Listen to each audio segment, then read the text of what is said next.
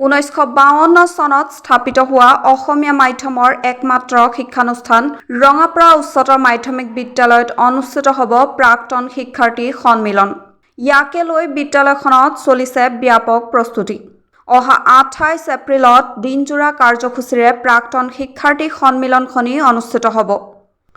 প্ৰথমবাৰৰ বাবে বিদ্যালয়খনত অনুষ্ঠিত হ'বলগীয়া শিক্ষানুষ্ঠানটিত পুৱা পতাকা উত্তোলন, স্মৃতি তৰ্পণ, সমবেত সংগীত, নৃত্যগীত, অৱসৰপ্ৰাপ্ত শিক্ষকসকলক সম্বৰ্ধনা, মুকলি চৰা, স্মৃতি গ্ৰন্থ উন্মোচন আদি কাৰ্যসূচী অনুষ্ঠিত হ'ব। অনুষ্ঠানটি সাফল্যমণ্ডিত কৰি তুলিবলৈ সভাপতি ভৱেশ মিশ্ৰ, সম্পাদক বলেন চক্ৰৱৰ্তীকে সমূহ বিষয়ববীয়াই কোনো ধৰণৰ ত্ৰুটি ৰাখিব বিচৰা নাই। জানিব পৰা মতে প্ৰাক্তন ছাত্ৰ-ছাত্ৰীসকল অনুষ্ঠানটিলৈ আহিবলৈ অধীৰ অপেক্ষাৰে ৰৈ আছে। বিদ্যালয়খনত সন্মিলনৰ কাম পূৰ্ণগতিত চলিছে।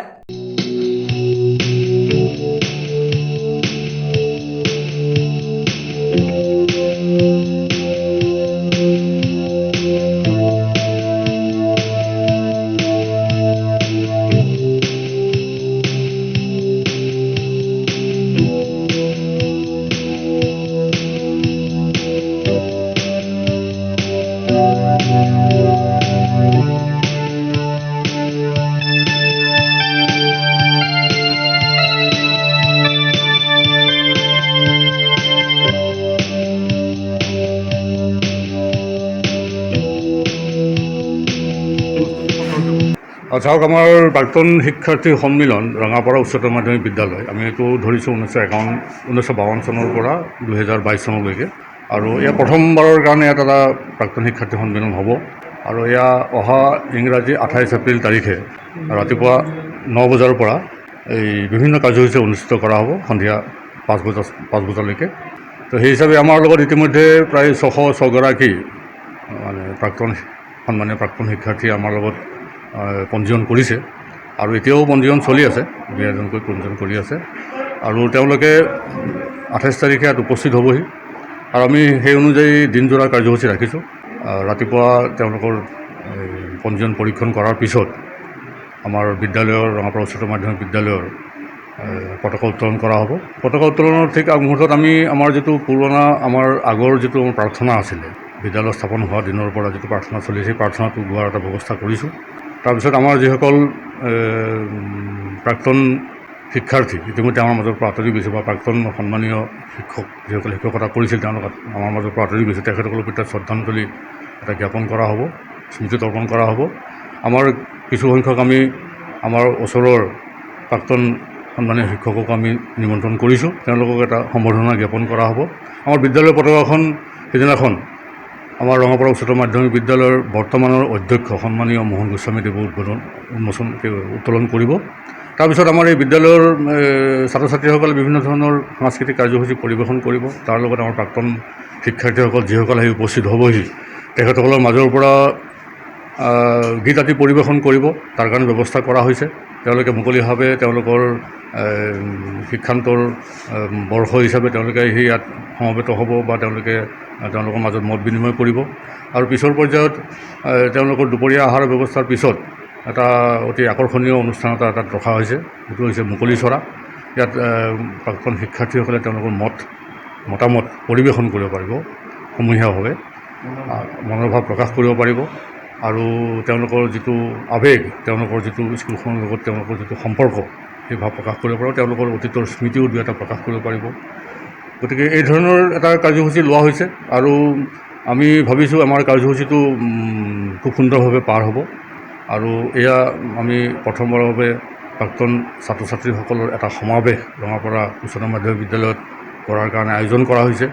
আৰু ইয়াত সকলোখিনি আমাৰ শিক্ষয়িত্ৰী, বৰ্তমানৰ শিক্ষয়িত্ৰী, ছাত্ৰ ছাত্ৰী আৰু আমাৰ ৰঙাপাৰাস্থ বিশেষকৈ প্ৰাক্তন ছাত্ৰ ছাত্ৰীসকলে আমাক যথেষ্টভাৱে সহায় কৰিছে। আৰু এই পৰ্যায়ত আমি উপস্থিত হৈছোঁহি। আৰু যথেষ্টভাৱে তেওঁলোকে বাহিৰৰ ছাত্ৰ ছাত্ৰীসকলে যথেষ্ট আগ্ৰহ প্ৰকাশ কৰি আছে ইয়াত আহি উপস্থিত হ'বৰ কাৰণে। গতিকে আমি সকলোৱে ভাবিছোঁ যে এই কাৰ্যসূচীটো আমাৰ সম্পূৰ্ণৰূপে সফল হ'ব। আমাৰ 28 তাৰিখে যিটো অনুষ্ঠান হ'ব, প্ৰাক্তন শিক্ষাৰ্থী সন্মিলন ৰঙাপাৰা উচ্চতৰ মাধ্যমিক বিদ্যালয়ত প্ৰথমবাৰৰ কাৰণে হৈছে। আৰু আমাৰ উদযাপন সমিতিৰ কৰ্মকৰ্তাসকলৰ বাহিৰেও আমাৰ ইয়াৰ স্থানীয় প্ৰাক্তন শিক্ষাৰ্থীসকলে যথেষ্ট তৎপৰতাৰে কামখিনি কৰিছে আৰু আমি আজি শেষ পৰ্যায়ত উপনীত হৈছোঁহি। ইয়াত পাৰ্কিঙৰ ব্যৱস্থাৰ পৰা আদি কৰি অতিথিসকলক আপ্যায়নৰ ব্যৱস্থাৰ পৰা আদি কৰি বেজ স্মৃতিগ্ৰন্থ আদি তেওঁলোকক প্ৰদান কৰাৰ যিটো ব্যৱস্থা, সেই ব্যৱস্থা খুব নিয়াৰিকৈ খুব সুন্দৰভাৱে তেওঁলোকে কৰিছে। মই সকলোকে আন্তৰিক ধন্যবাদ জনাইছোঁ উদযাপন সমিতিৰ তৰফৰ পৰা।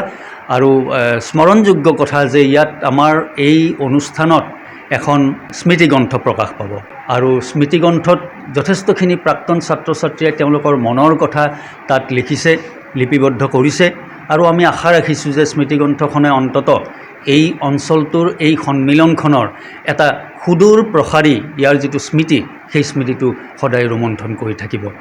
ৰঙাপাৰা উচ্চতৰ মাধ্যমিক বিদ্যালয়ৰ প্ৰাক্তন শিক্ষাৰ্থীসকলে অহা 28 এপ্ৰিল তাৰিখে প্ৰাক্তন শিক্ষাৰ্থীসকলৰ যি সন্মিলন পাতিবৰ কাৰণে তেওঁলোকে প্ৰয়াস কৰিছে আৰু ইতিমধ্যে প্ৰায় প্ৰস্তুতি সম্পূৰ্ণ কৰিছে, সেই কথাখিনি জানি যথেষ্ট আনন্দিত হৈছোঁ। আৰু যিহেতু এই বিদ্যালয়খনত আজিকোপতি এনেধৰণৰ প্ৰাক্তন শিক্ষাৰ্থী সন্মিলনেই হওক বা ৰূপালী জয়ন্তী বা সোণালী জয়ন্তী ইত্যাদি এনেকুৱা অনুষ্ঠান আজিকোপতি অনুষ্ঠিত হোৱা নাছিল, প্ৰথমবাৰৰ বাবে এনেকুৱা এটা অনুষ্ঠান অনুষ্ঠিত কৰিবলৈ আগবঢ়াৰ কাৰণে মই প্ৰাক্তন শিক্ষাৰ্থীসকলক ধন্যবাদ জ্ঞাপন কৰিছোঁ। আৰু যাতে এই প্ৰাক্তন শিক্ষাৰ্থী সন্মিলনে আগন্তুক দিনবিলাকত বিদ্যালয়খনক অগ্ৰগতিৰ পথত আগবঢ়াই নিয়াৰ ক্ষেত্ৰত